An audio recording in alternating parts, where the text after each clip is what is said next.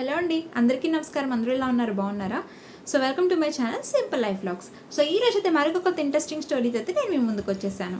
So స్టోరీలోకి వెళ్లే ముందు నాదొక స్మాల్ రిక్వెస్ట్. సో ఎవరైతే కనుక మన ఛానల్లో ఉన్నటువంటి వీడియోస్ని ఫాలో అవుతున్నారో వాళ్ళలో 80% సబ్స్క్రైబ్ చేసుకోకుండానే చూస్తున్నారు. సో దయచేసి ఛానల్ని సబ్స్క్రైబ్ చేసుకొని చూడండి. అలాగే వీడియో ఒకవేళ నచ్చితే కనుక మీకు తప్పకుండా లైక్ చేయండి. అలాగే ఎవరైతే కనుక మన ఛానల్ని ఫస్ట్ టైం విజిట్ చేసి చూస్తున్నారో సో మన ఛానల్లో అయితే కనుక బుక్ రిలేటెడ్ సమ్మరీస్ నేను పెడదామని అనుకుంటున్నాను. సో ఇప్పటివరకు కూడా నేను హిందూ మైథాలజీ రిలేటెడ్ బుక్ నుంచి నేను స్టోరీస్ తీసుకొని అవన్నీ కూడా ఆర్డర్లో పోస్ట్ చేస్తూ వస్తున్నాను. ఒకవేళ మీకు ఇంట్రెస్ట్ ఉంటే మన మైథాలజీ గురించి తెలుసుకోవాలి అనుకుంటే కనుక తప్పకుండా నేను పోస్ట్ చేసే వీడియోస్ అన్నీ కూడా ఆర్డర్లో చూడడానికి ట్రై చేయండి. So thank you. లేట్ ఎందుకు వీడియోలోకి వెళ్ళిపోదామా? పూర్వం ఏం జరిగిందంటే, మనం చంద్రుడి గురించి తెలుసు కదా. చంద్రుడు మన ఆకాశంలో కనిపిస్తూ ఉంటాడనమాట. చంద్రుడికి మొత్తం 27 మంది భార్యలు. ఆ 27 మంది కూడా దక్షుని యొక్క కుమార్తెలు అనమాట. వాళ్ళు నక్షత్రాలు. అయితే పూర్వం మనం చూసుకుంటే కనుక చంద్రుడు తన 26 మంది భార్యల మీద ప్రేమ చూపకుండా మొత్తం అంతా కూడా ఒక భార్య మీద చూపిస్తూ ఉండేవాడు. ఆవిడెవరు అంటే రోహిణి అనమాట. అత్యంత ప్రీతికరమైనటువంటి భార్య అనమాట ఆయనకి. అయితే అప్పుడు ఏం జరిగిందంటే, ఈ 26 మంది కూడా చంద్రుడికి నచ్చినటువంటివి, ఆయనకు కావాల్సినటువంటి రకరకాల వంటకాలు ఇవన్నీ తయారు చేస్తూ ఉండేవారు. ఆయనకు నచ్చిన విధంగా వాళ్ళు అలంకరించుకునేవాళ్ళు, ఆ వస్త్రాలు ధరించేవారు. అయినా కూడా వాళ్ళ వైపు కూడా చూసేవాడు కాదు. అయితే ఈ 26 మంది కూడా ఏం చేస్తారంటే, దక్షిణ దగ్గరికి వెళ్ళి చెప్తారనమాట, ఇట్లా తండ్రి గారు మీ అల్లుడు మమ్మల్ని అసలు పట్టించుకోవట్లేదు అని చెప్పినప్పుడు దక్షుని కోపం వచ్చి అనేక విధాలుగా చెప్పి చూసినప్పటికీ కూడా చంద్రుడు వెళ్ళలేదన్నమాట. ఆయనకి ఎవరైనా భార్య ఉంటే రోహిణి మాత్రమే అన్నట్టుగా ప్రవర్తిస్తూ ఉండేవాడు. తద్వారా ఆయనకి శాపం అయితే ఇవ్వడం జరిగింది. అయితే ఆ శాపం వల్ల ఈరోజు మనం చంద్రుడు పౌర్ణమి అలాగే అమావాస్య ఈ రెండు స్టేజెస్ని ఆయన చూస్తూ ఉన్నాడు కదా. ఎందుకంటే ఇదంతా కూడా దక్షిణ ఇచ్చినటువంటి శాపం వల్ల అనమాట. సో దీని యొక్క పూర్తి వీడియో మీరు తెలుసుకోవాలనుకుంటే కనుక నేను డిస్క్రిప్షన్లో లింక్ ఇస్తాను. సో ఆ వీడియో అయితే చూడండి. అయితే ఒకప్పుడు రోహిణి మీద ప్రేమ చూపించాడు కదా చంద్రుడు.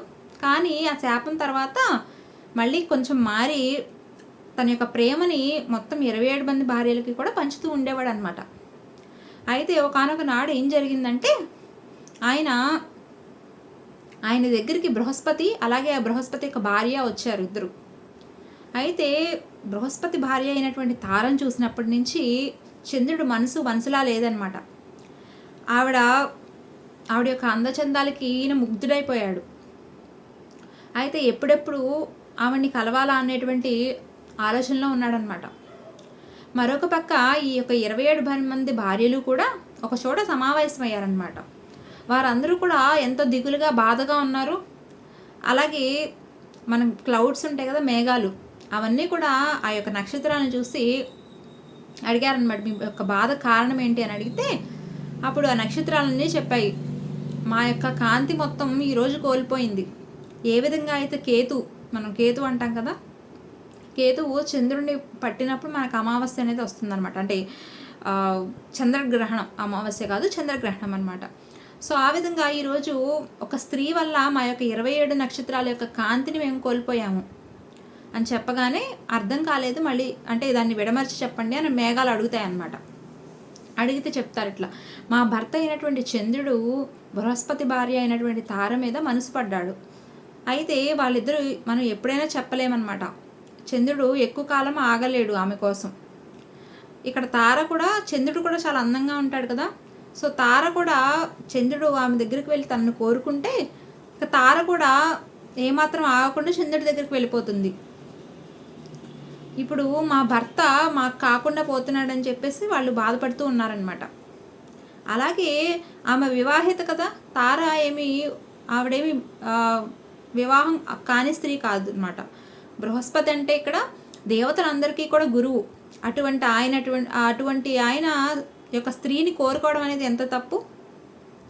అయినప్పటికీ కూడా అవేమీ ఆలోచించలేదు చంద్రుడు. కేవలం ఆవిడ యొక్క అందాన్ని మాత్రమే చూస్తూ ఉన్నాడనమాట. అయితే ఇలా ఈ భార్యలందరూ కూడా బాధపడుతూ ఉన్నారు. అప్పుడు వీరిలో రోహిణి ఉంది కదా, ఆవిడ బాధ గురించి చెప్తూ ఉంది. చంద్రుడు ఏ విధంగా అయితే నెలలో 15 రోజులు తన కాంతిని కోల్పోతూ అలాగే కొన్ని రోజులేమో కాంతిని పొందుతూ ఇలా ఈ 2 స్టేజెస్ని కూడా ఆయన చూస్తూ ఉన్నాడు కదా. అదేవిధంగా ఆయన మనకు కూడా చాలా ద్రోహం చేస్తున్నాడు.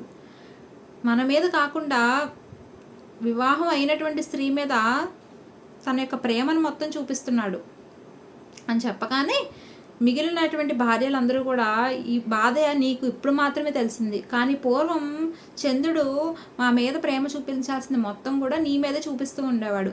మా బాధ అనేది ఎప్పటి నుంచో మొదలైంది, అది ఇంకా తీరనిదిగా అలాగే ఉంది అని చెప్పేసి మిగిలిన భార్యలందరూ చెప్పుకుంటున్నారనమాట. అయితే వీళ్ళు చెప్పుకున్న ఎంతో కాలాని వరకు ఉండలేదు. చంద్రుని యొక్క ప్రేమలో తార కూడా పడిందనమాట. సో వారిద్దరు ఏం చేశారంటే వారు ఎక్కడైతే వారు నివసిస్తున్నారో అక్కడి నుంచి వాళ్ళు దూరంగా వెళ్ళిపోయారు వారిద్దరు. అయితే మరొక పక్క బృహస్పతి ఏమో తన యొక్క భార్య కోసం వార్తాహరులను అయితే పంపిస్తున్నాడు చంద్రుడి దగ్గరికి, నీవు తిరిగి మళ్ళీ తారని పంపించు వెనక్కి అని. అయితే అప్పుడు చంద్రుడు ఏం చెప్తున్నాడంటే ఇక్కడ తార ఏమాత్రం తను తప్పు చేసినట్టుగా తను భావించట్లేదు, నా దగ్గర ఎంత బాగా సంతోషంగా ఉంది. అలాగే ఒక గురువు అంటే దేవతల గురువు అయినటువంటి మీకు ఒక అందమైన స్త్రీ భార్యగా అవసరం ఏంటి? అవసరం లేదు. మీరు కేవలం ఏవైతే ఇక్కడ గురువు అంటే ఆయన యజ్ఞ యాగాలు కానీ ఏవైనా చేస్తూ ఉండొచ్చు కదా. సో వాటన్నిటికీ కూడా ఒక పురుషుడు మాత్రమే చేయడం అనేది కరెక్ట్ కాదనమాట. ఏ యజ్ఞ యాగాలు చేసినా కూడా ఒక భర్త పక్కన భార్య అనేది దంపతులుగానే చేయాలి. సో ఇక్కడ ఆయన ముఖ్యంగా ఏంటంటే ఆయన గురువు పొజిషన్లో ఉన్నాడు కాబట్టి ఎక్కడ ఎటువంటి రిచువల్స్ చేసినా కూడా ఆయన పక్కన భార్య ఉండాల్సింది అనేది మ్యాండేటరీ అనమాట. ఒక భర్తగా కాకపోయినా ఆయన ఇప్పుడు గురువు స్థానంలో ఉన్నాడు కాబట్టి తనకి భార్య అనేది అత్యంత అవసరం. కాబట్టి ఆయన ఇప్పుడు చంద్రుడు ఏం చెప్తున్నాడంటే మీరు ఒక భర్తగా అయితే ఏమాత్రం కూడా ఆవిడ్ని ఆనందపరచలేదు, సంతోషపెట్టలేదు. ఇప్పుడు ఆమె నాతో ఉంది కాబట్టి మేమిద్దరం చాలా సంతోషంగా ఉన్నాము, కాబట్టి మీ భార్యను నాకు పంపించడం ఇష్టం లేదు, అలాగే తారకు కూడా ఇష్టం లేదు మీ దగ్గరికి రావడం అని చెప్పేసి ఆ వార్తాహరుని వెనక్కి తిప్పి పంపించేశాడనమాట. అలాగే బృహస్పతి ఒకసారి కాదు చాలాసార్లు అనమాట అనేక విధాలుగా వార్తాహరుల్ని పంపిస్తూనే ఉన్నాడు చంద్రుడి దగ్గరికి తన భార్యని పంపించమని వెనక్కి. అయితే చంద్రుడు ఎప్పుడు కూడా వాళ్ళు వెళ్ళే వాళ్ళు ప్రతిసారి కూడా ఒత్తి చేతులతోనే వెళ్తున్నారు, తారని మాత్రం పంపించట్లేదు.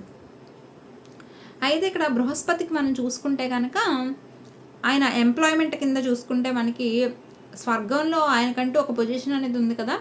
ఆ పొజిషన్ ఆయన కాపాడుకోవాలి అంటే ఆయన భార్య అనేది తన పక్కనే ఉండాలి.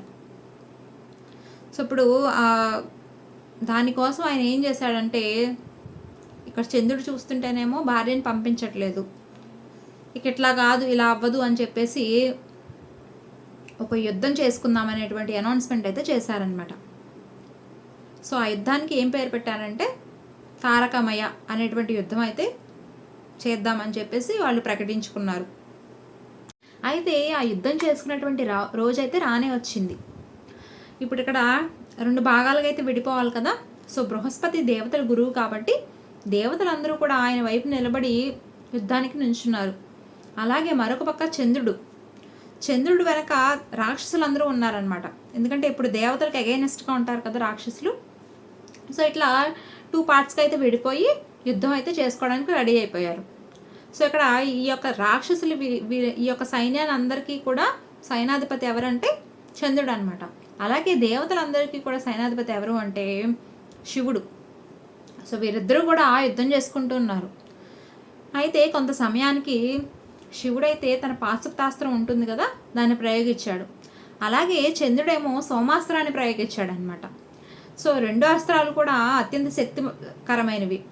అవి 2 ఒకసారిగా కొలైడ్ అవుతున్న సమయానికి బ్రహ్మదేవుడు వచ్చి అడ్డుపడి చంద్రుడిని చూసి అసలు నీకెంత ధైర్యం, ఒక మహాసముద్రాన్ని అంటే శివుణ్ణి మనం ఒక మహాసముద్రంగా పోల్చుకుంటే చంద్రుని యొక్క శక్తి అనేది అందులో ఒక నీటి బొట్టు వంటిది. సో అటువంటి స్థితిలో నీవు సాక్షాత్తు పరమశివుడి మీదే నీ యొక్క అస్త్రాన్ని ప్రయోగిస్తున్నావా? తార మీద ఉన్నటువంటి నీ యొక్క ఆ మోజు వల్ల నీవు ఈరోజు రాక్షసుల్ని తీసుకొని యుద్ధం చేయడానికి ట్రై చేస్తున్నావు, అంటే దేవతల మీదకే నువ్వు యుద్ధానికి వస్తున్నావు, అంటే నీ యొక్క కామం అనేది వీటన్నిటిని కనిపించకుండా నీ కళ్ళు కప్పేసిందా అని చెప్పేసి బ్రహ్మదేవుడు అడిగేటప్పటికి అప్పుడు చంద్రుడికి తను చేసిన తప్పేంటనేది అర్థమైందనమాట. అయితే అప్పుడు బ్రహ్మదేవుడు ఏం చేశారంటే బృహస్పతి ఉంటారు కదా, బృహస్పతిని పిలిచి ఇప్పటి వరకు జరిగింది, నీ యొక్క భార్య చంద్రునితో కొన్ని రోజులైతే ఉంది, ఇప్పుడు నీవు నీ భార్యను తిరిగి మళ్ళీ అంగీకరిస్తావా అని అడిగితే బృహస్పతి అలాగే చేస్తాను పరమపిత అంటారనమాట. అలాగే అంటే తను ఇక్కడ తారని అంటే ఒక పండు చెడ్డదై ఉండొచ్చు, కానీ అంటే ఇక్కడ వారి యొక్క భార్యని ఇలా కంపేర్ చేస్తున్నారు, ఒక పండుతో కంపేర్ చేస్తున్నారు అనమాట. అయితే అంటే తను చెడ్డదై ఉండొచ్చు, కానీ తనకి దైవభక్తి ఉందన్నమాట. కాబట్టి ఈయన గురువు కాబట్టి అనేక యజ్ఞయాగాలు ఇవన్నీ చేస్తూ ఉంటారు కదా. సో ఆయన పక్కన తన భార్య అయితే ఎప్పుడూ అవసరం.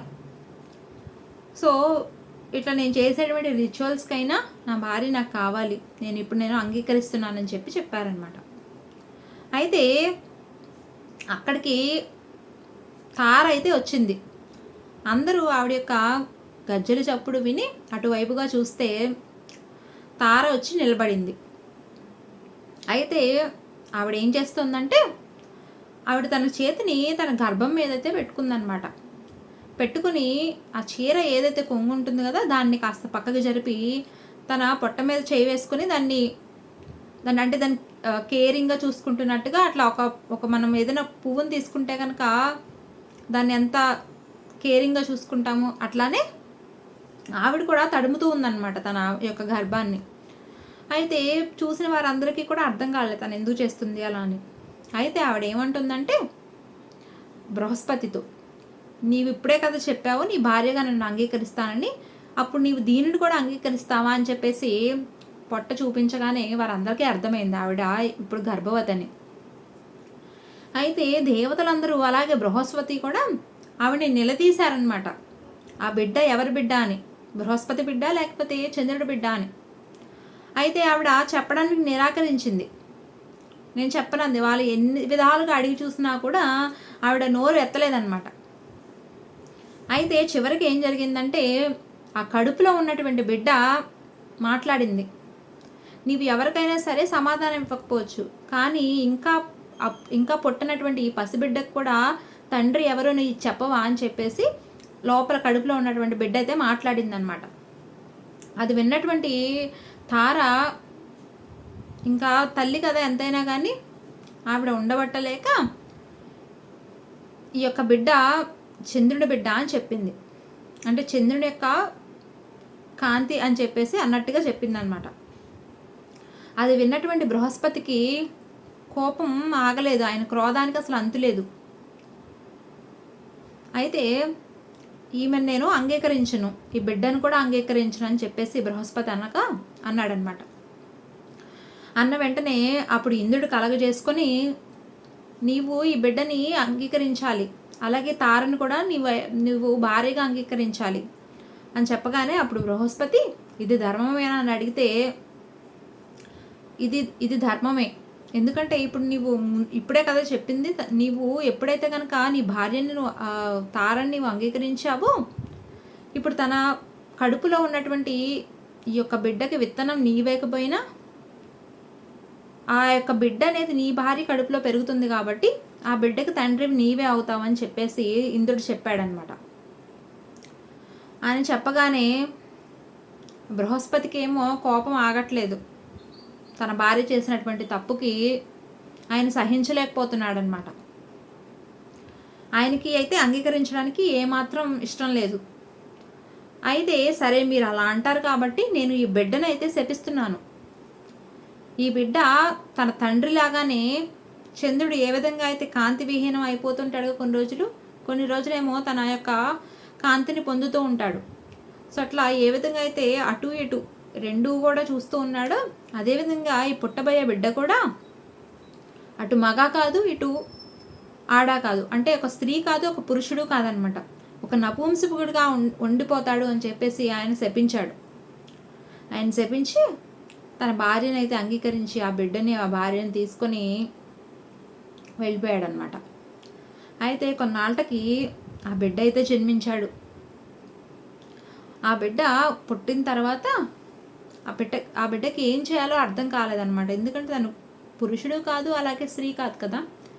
అయితే తన తల్లి దగ్గరికి వచ్చి అయినటువంటి తార దగ్గరికి వచ్చి అడుగుతున్నాడు, అమ్మ నేను నా జీవితాన్ని ఎలా నేను జీవించాలి, నేను తపస్విగా మారాలా, లేకపోతే ఒక స్త్రీలాగా ఉండాలా, ఒక పురుషుల్లాగా ఉండాలా, ఎలా ఉండాలి నేను, నాకు అర్థం కావట్లేదు చెప్పు అని అంటే అప్పుడు తార చెప్తుందనమాట, ఈ బ్రహ్మాండంలో చోటు లేనటువంటి జీవి అయితే ఏదీ లేదు.